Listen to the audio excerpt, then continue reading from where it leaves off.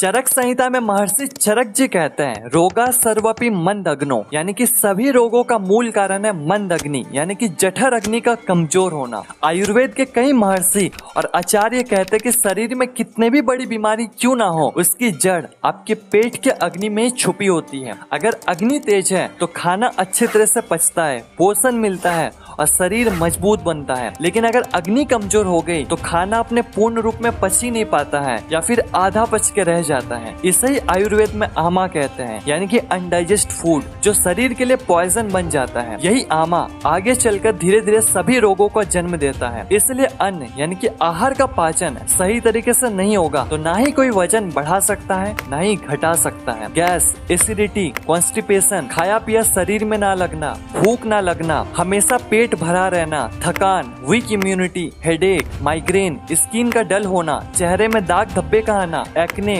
Pimples, बाल झड़ना, कमजोरी, ध्यान लगने की शक्ति कम हो जाना, मन हमेशा बेचैन और चिड़चिड़ा रहना। इसके अलावा भी कई सारे बड़ी बीमारियों का जन्म सिर्फ और सिर्फ इंडाइजेशन यानी कि अपचन के कारण होता है। इसलिए आज हम आपके साथ 5 ऐसे प्राचीन वैदिक टेक्निक शेयर करने वाले हैं जिन्हें अगर आप अपने डेली लाइफ में शामिल कर लेते हो तो सिर्फ कुछ ही दिनों में आपका डाइजेशन इतना स्ट्रांग हो जाएगा कि आप खुद हैरान हो जाएंगे। और सबसे बड़ी बात, ये टेक्निक किसी भी केमिकल या दवाई पर डिपेंडेंट नहीं है। ये वही मेथड्स है जो महर्षि और आचार्य ने हजारों साल पहले अपनाए थे और आज भी 100% रेलिवेंट है।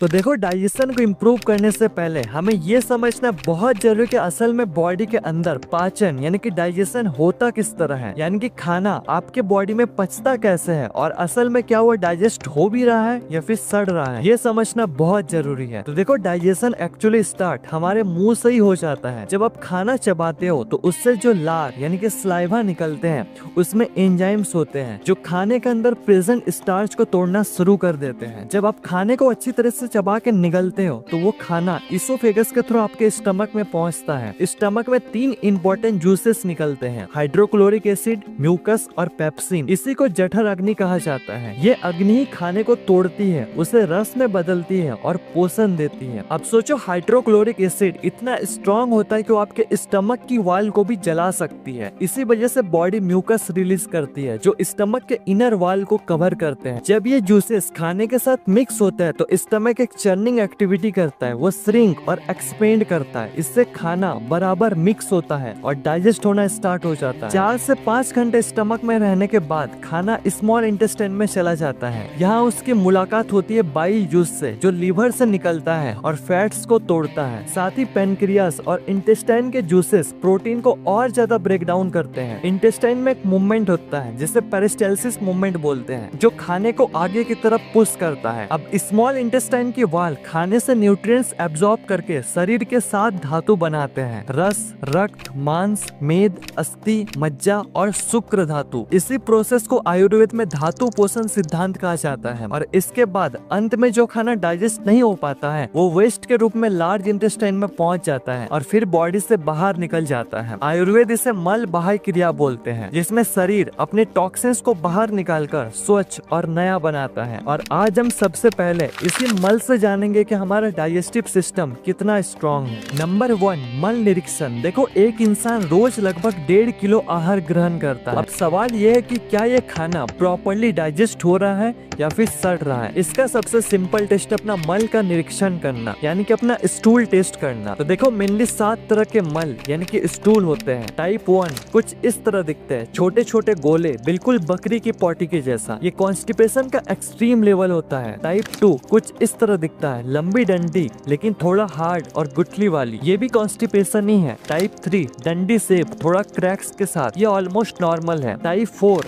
कुछ इस तरह दिखता है, स्मूथ बनाना शेप, बिल्कुल मस्त, ये परफेक्ट डाइजेशन का साइन है। टाइप 5 कुछ इस तरह दिखता है, सॉफ्ट, छोटे टुकड़े जो इजीली निकल जाए, ये थोड़ा अर्जेंसी दिखाता है। टाइप 6 बिल्कुल मसी और टूटे फूटे पीसेस की तरह, ये डायरिया की तरफ सिग्नल देता है। टाइप 7 पूरा वाटरी, बिल्कुल कंट्रोल ना हो, ये सीवियर डायरिया है जिसे डॉक्टर की जरूरत होती है। सिंपल रूल है, अगर मल यानी कि स्टूल टाइप 3 या 4 है तो डाइजेशन परफेक्ट है, वरना बॉडी सिग्नल दे रही कि लाइफस्टाइल या डाइट सुधारो। अब सवाल यह आता कि अगर स्टूल टाइप 1, 2, 5, 6 या 7 है तो उसे ठीक कैसे करें। सॉल्यूशन सिंपल है, अपना गट को स्ट्रॉन्ग बनाओ जो कि 3 स्टेप में होंगे। Number 1, digestive enzyme. खाने को हमेशा अच्छे से चबाओ, तुरंत पानी मत पियो और रॉ फ्रूट्स और वेजिटेबल इंक्लूड करो। Number 2, probiotics. दही, छाछ, होममेड अचार से गट बैक्टीरिया बैलेंस होते हैं तो इसे अपने डाइट में जरूर ऐड करो। Number 3, fibre. फ्रूट, सब्जी, दाल, होल ग्रेन्स जरूर लो। डिनर के बाद 1 स्पून इसबगोल भी हेल्पफुल है। को बाहर से कुछ भी नहीं लेना है, जो मैं बताऊंगा सब कुछ आपके किचन में इजीली अवेलेबल होंगे। पहला, गुनगुना पानी प्लस नींबू प्लस थोड़ा सौंफ यानी कि ड्राई जिंजर, सुबह खाली पेट लेना है। दूसरा, अदरक प्लस काला नमक। खाने के आधे घंटे पहले आपको छोटा सा टुकड़ा में काले नमक लेकर खाना है, इससे सलाइवा का फ्लो बढ़ता है और पहले से ही डाइजेशन प्रोसेस शुरू हो जाता है। तीसरा, अदरक प्लस हींग प्लस अजवाइन का पानी खाने के बाद थोड़ा सा लेना है, ब्लोटिंग और हेवीनेस के लिए बेस्ट होता है। आपको रोज नहीं लेना है, वीक में आप 1 से 2 बार इसे ले सकते हो। पांचवा, सौंफ। खाने के बाद 1-2 चम्मच सौंफ चबाना है, फ्रेश ब्रीथ के साथ डाइजेशन को हल्का बनाता है। अब नंबर 6, जो कि शायद आपके किचन में अवेलेबल ना हो तो इसे आपको आयुर्वेदिक सौंफ या पूजा भंडार से लेने होंगे, जो कि है त्रिफला पाउडर। रात को सोने से पहले 1 चम्मच गुनगुने पानी के साथ लेना है। ये इंटेस्टाइन को क्लीन करता है, कॉन्स्टिपेशन को खत्म करता है और अगले दिन के अग्नि को रेडी करता है। नंबर 3, रस निर्माण कर्म। जैसे कि मैंने बताया कि खाने का डाइजेशन पहले से ही मुंह में स्टार्ट हो जाता है। मुंह अग्नि जो सलाइवा से जुड़ी है वो पहला फिल्टर है, उसमें टाइलिंग जैसा एंजाइम्स होते हैं जो स्टार्च को तोड़ना शुरू कर देते हैं। अगर खाने रस में बदल कर पेट में जाता है तो जठर अग्नि को आसानी हो जाती है उसे प्रोसेस करने में। अगर हम खाने को जल्दी जल्दी निगल जाते हैं तो प्रोसेस अधूरा रह जाता है, इससे पेट को एक्स्ट्रा मेहनत करनी पड़ती है और हैवीनेस फील होता है। इसलिए आयुर्वेद कहता है कि कम से कम खाने को 32 टाइम्स यानी कि 32 बार चबा कर खाना चाहिए, यानी कि अन्न को रस के समान बना के खाओ, यानी कि इतना चबाओ कि सॉलिड खाना भी लिक्विड बन जाए। नंबर 4, आहार मर्यादा। हमारे पेट की चर्निंग एक्टिविटी तभी होती है जब उसके पास थोड़ी जगह हो। अगर हम पेट को 100% भर देते हैं तो खाना वहीं पड़ा पड़ा सड़ने लगता है। आयुर्वेद इसी खाने को आमा कहता है, जो धीरे धीरे शरीर में विष बन जाता है। इसलिए कहा जाता है कि पेट को 50% अन्न, 25% जल और 25% खाली जगह छोड़ना चाहिए। जब अंदर जगह होती है तभी पेट की अग्नि और प्रक्रिया दोनों एक्टिव रहते हैं, इसलिए पेट भरकर खाना खाना नहीं चाहिए। ये छोटी सी आदत ओबेसिटी, एसिडिटी और लेजीनेस सबको रोक सकती है।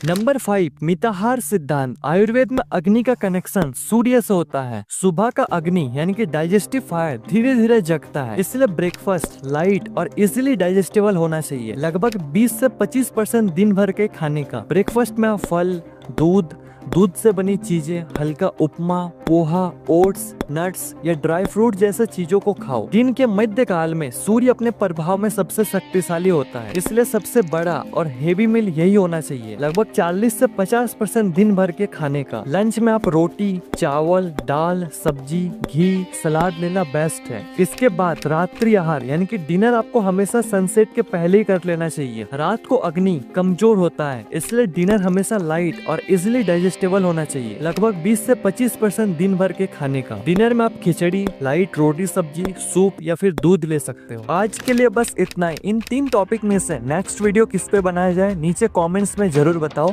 धन्यवाद।